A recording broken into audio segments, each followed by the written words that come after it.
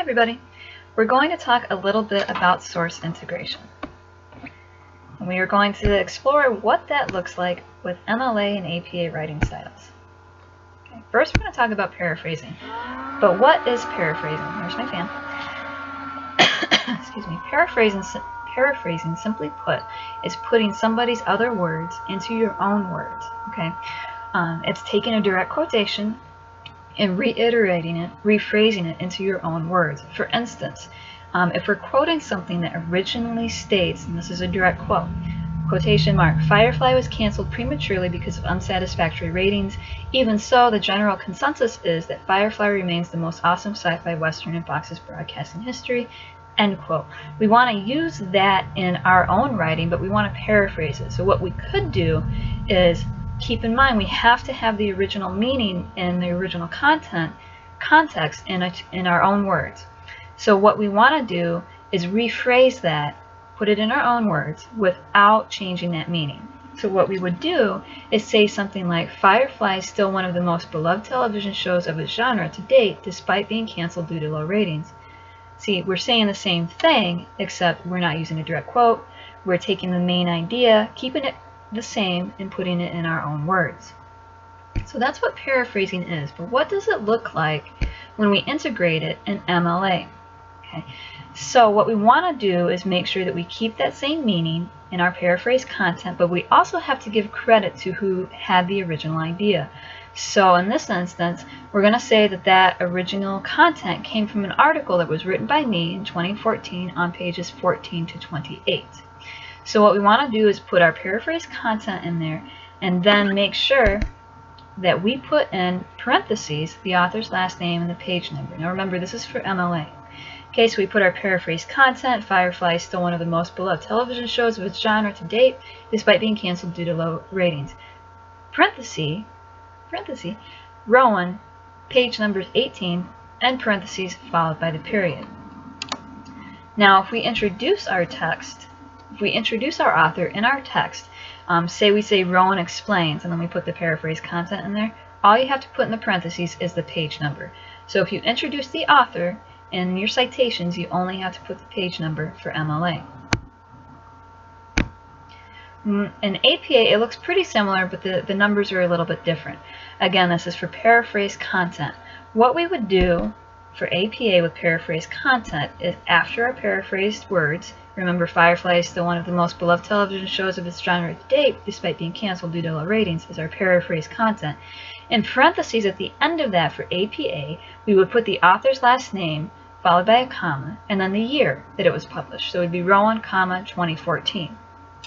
Again, if we introduce the author, Rowan explains, paraphrase content, we only have to put in the year in parentheses. So it would be Rowan explains, paraphrase content, and then in the parentheses, we would put 2014. Okay. And that's what paraphrase content looks like in APA. We are not going to go over footnotes and endnotes because we don't use them in this class. Excuse me. Now we want to remember that when we do paraphrase content, we have to every single time use a citation. Okay, just because we put it in our own words does not mean that the original idea is our own.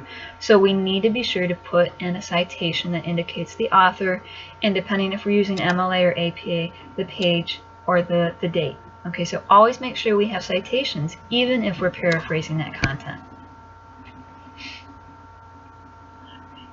The next thing we're going to talk about in terms of integrating our sources is direct quotations. And this is a little bit different than integrating paraphrase content, because when we paraphrase, we're automatically putting it in our own words, therefore it is integrated into our own writing. With direct quotations, it's a little bit different because we are literally copying what somebody else said and putting it in, there we go, quotation marks. Okay, so a direct quote is whenever we use another person's exact words verbatim to support or clarify your own idea.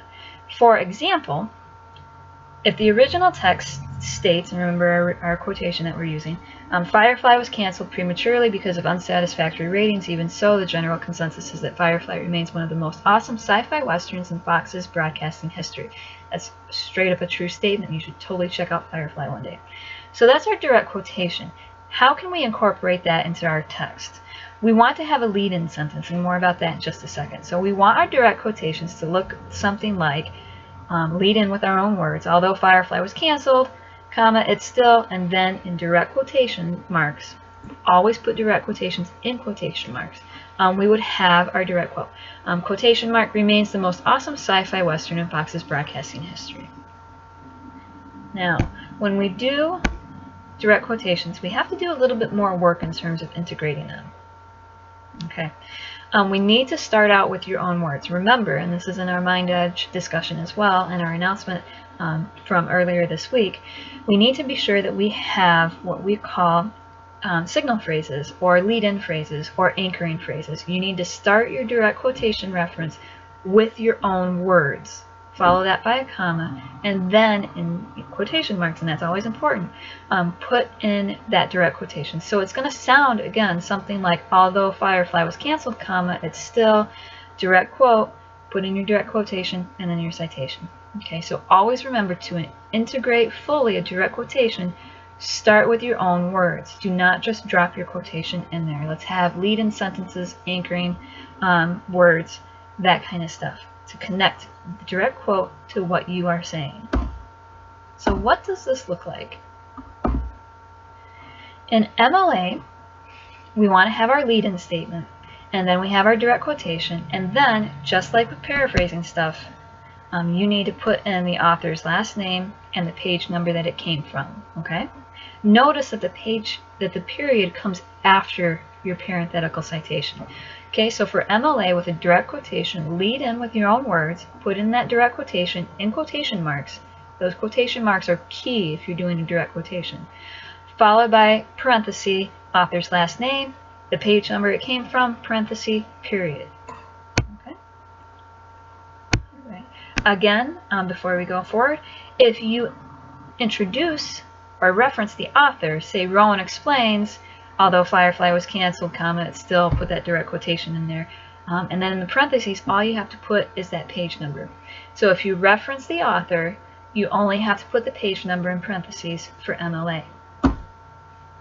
And in APA, it looks a little bit different for direct quotations because we need a little bit more information for APA with direct quotations. Again, always make sure you have your lead-in content. And then in parentheses, after the direct quotation, you want to include the author's name, comma, the year it was published, comma, P period, and that's important. Make sure that you put the P period in there to indicate the page, and then the page number. So it's going to look something like parentheses, Rowan, comma, 2014, comma, P period, 18, parenthesis, followed by the period. Okay? So you need a little bit more information if you do a direct quotation in APA than MLA. Just remember that you need to have the year and the page number. And just like with MLA, if you introduce the author, say Rowan explains, then you only need the year and the page number. Okay? And then again, we're not going to go over foot and endnotes because we don't use them in this class. All right, and always, always, always provide citations and anchor or signal your direct quotation, and always be sure that you put in quotation marks around the directly quoted content, okay?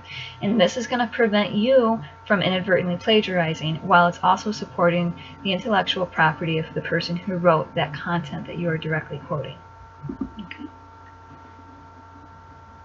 Cool.